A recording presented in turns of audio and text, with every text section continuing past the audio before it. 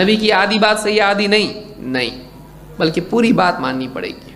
لہٰذا عقل کے خلاف یا دل کے خلاف اگر اللہ اور اس کے رسول کی بات آئے تب بھی اس کو تسلیم کرنا چاہیے۔ مثال کے طور پر ایک واقعہ دیکھیے کہ صحابہ اس بارے میں کتنے غیرت مند تھے۔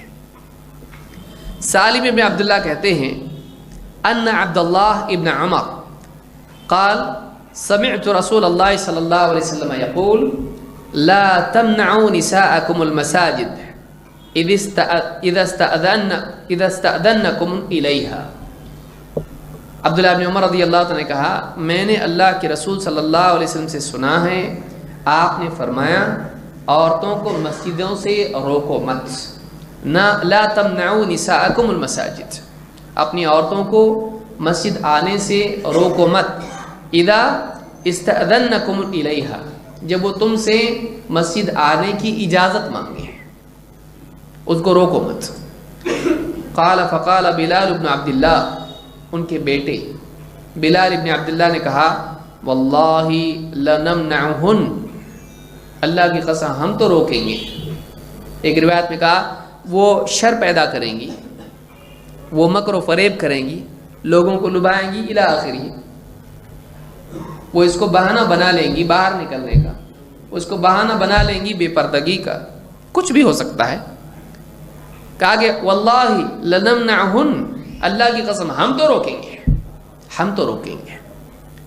قال فاقبل علیہ عبداللہ ابن عمر رضی اللہ تعالیٰ عنہ اس کی طرف متوجہ ہوئے، فسبہ سبا سیئا ما سمعتہ سبہ مثلہ قط، ان کی زبان سے میں نے ایسی سخت بات سنی کہ اس سے پہلے ان کی زندگی میں کبھی انہوں نے اتنی سخت بات نہیں کہی تھی، گویا کہ ایک دم سخت زبان استعمال کی۔ سب کہتے ہیں گالی کو، یا ایسی بات جو بالکل سخت ہو اور اس کی شان کو گرانے والی ہو، میں نے اتنی سخت بات ان کی زندگی میں ان کی زبان سے کبھی نہیں سنی تھی، ایسی سخت ڈانٹ اپنے بیٹے کو دی۔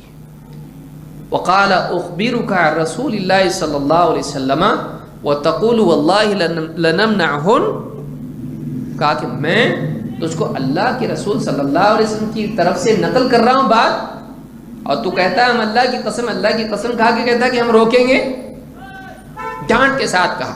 صحیح مسلم کی حدیث۔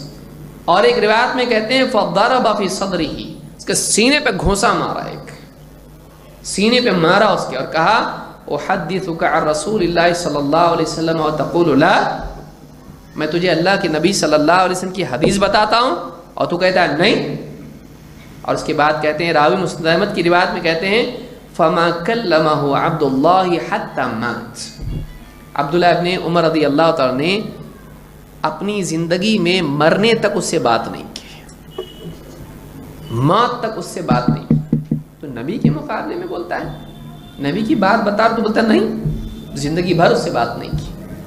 صحابہ اتنے غیرت مند تھے، نبی صلی اللہ علیہ وسلم کی بات کا اتنا لحاظ کرتے تھے۔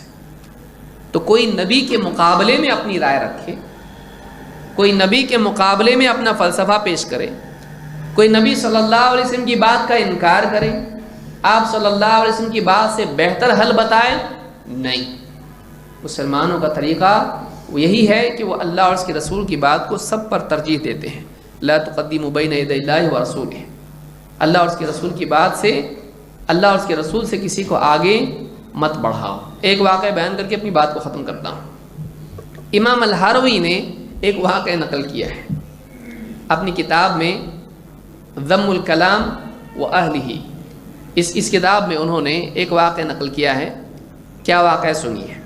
کہتے ہیں عن ابی الحسین الطبسی، ابو الحسین الطبسی نے کہا سمعت ابا سعید الاستخری، ابو سعید الاستخری سے میں نے سنا، وہ کہتے تھے وجاءہ رجل، میں ان کے پاس موجود تھا، ان کے پاس ایک آدمی آیا، فقال له ایجوز الاستنجاء بالعظم، ہڈی سے استنجا کر سکتے کیا؟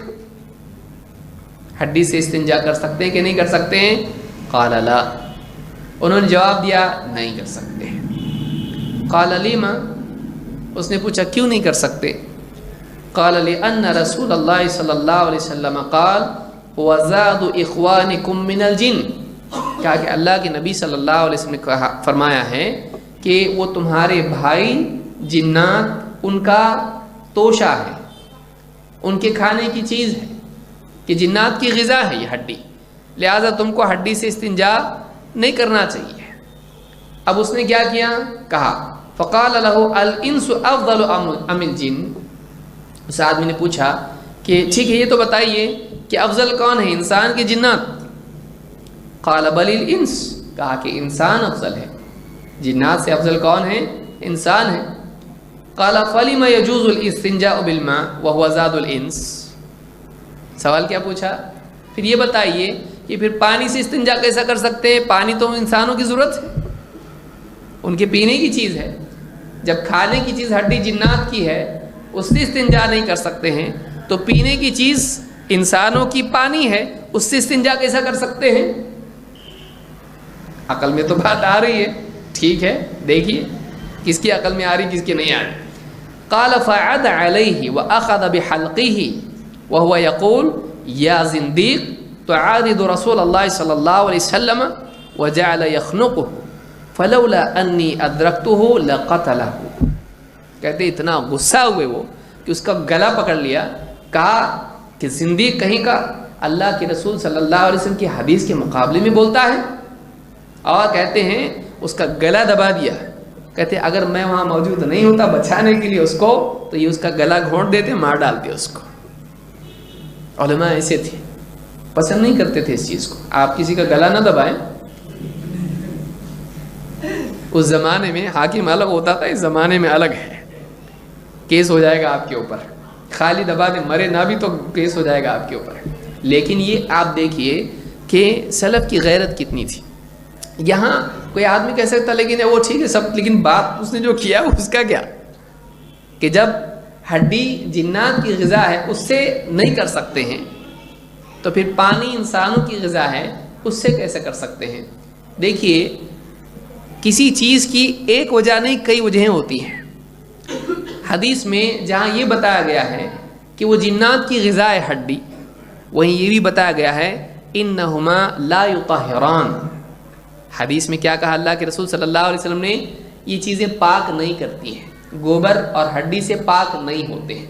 تو ایک ایڈیشنل وجہ اس کی ہے، وہ بیسک وجہ نہیں ہے، اس لیے آپ نے کیا کہا؟ اب دیکھیے دونوں کو ملا کے دیکھیے، نمبر ایک ہڈی سے آدمی استنجا اس کا پاک ہوتا ہے نہیں، اور دو وہ جنات کی غذا ہے، لیکن پانی سے پاک ہوتا ہے اور وہ انسانوں کی غذا ہے، تو اس سے دونوں کام ہو سکتے ہیں، پینے کے بھی کام آتا ہے اور نہانے کے بھی کام آتا ہے۔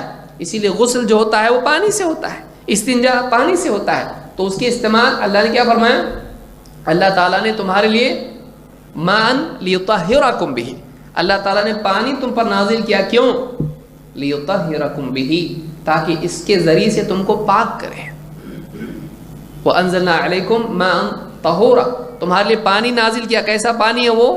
ماء طہورا، اللہ نے یہ پاک کرنے والا پانی ہے۔ تو جب اللہ نے خود اس کو پاک کرنے والا قرار دیا ہے تو ہم اس کو پاکی کے لیے کیوں استعمال نہیں کریں؟ لیکن جنات کی جو وجہ ہے وہ ایک وجہ یہ ہے، ہڈی ان کی غذا ہے، ہڈی ان کی غذا ہے، لیکن دوسری وجہ کیا ہے کہ ہم استنجا نہ کریں اس سے؟